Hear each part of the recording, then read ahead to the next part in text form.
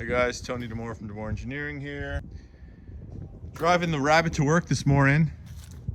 Had it cranked up, and after a while on my way here, this amplifier started going into protection. This is the mids and tweeter, like a upper mid and tweeter amp. It runs these Brax components in stereo, left and right. Started going into protection, so and then I noticed that the left tweeter went out shortly thereafter that. So, you know, my initial thought was I blew a tweeter, but there's not really a way to do that.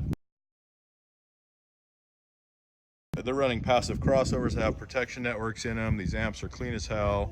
They're not being overpowered. Those speakers are gangster. Like, I really can't see them being blown up. So anyways, I got the meter here, and I just wanted to show you a cool use of the IMS-G. So initially, you have an amplifier going into protect like this. I want to see what the load is on the amplifier. So here's the speaker wire here. I took it out of channel A. This is what's running the tweeters.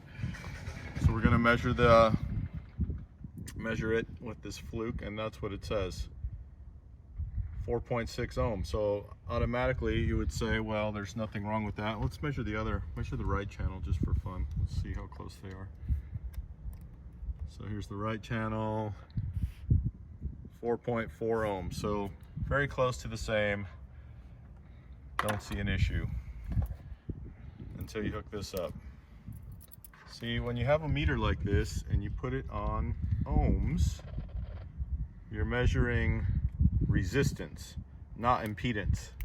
Resistance is the measurement of how much something resists the flow of current in a DC circuit.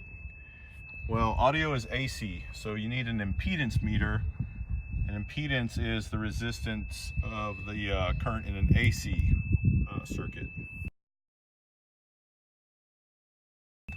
So here we are, we're at 2 points, so we can adjust the frequency up and down, and we can watch the impedance. So also looks good, 4 ohms. Can you sweep it down lower first? Let's start at the bottom. So we're just gonna start at the bottom. I think those are crossed over at around maybe 500 hertz or something. So we're just gonna start. All right, 4 hertz. So we're 4 ohms, 5 ohms from 4 hertz to 205 hertz. We'll go to the middle range. This is the prototype, that's why this thing's not in its case, so sorry about that, but you get to see some cool guts. So all the way from 200 to almost 2K or past 2K. It varies from 3 to maybe 7 or 8 ohms when we hit the resonant frequency of the mid. Right now we're at 2.6 kilohertz. We're gonna go up from here, 4 ohms. Sorry if there's wind noise, it's windy out here. Check out the impedance as I go up.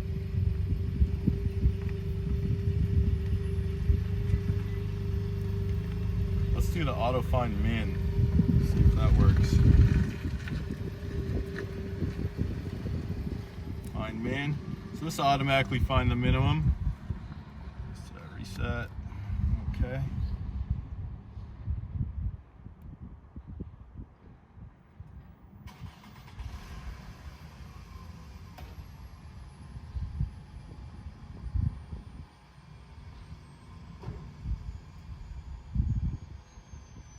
So there, it's locked on. So this meter, the IMS-G Plus, has this new feature where it can lock on to the lowest or the highest impedance. So at 6.7 kilohertz, this thing's hitting 0.39 ohms.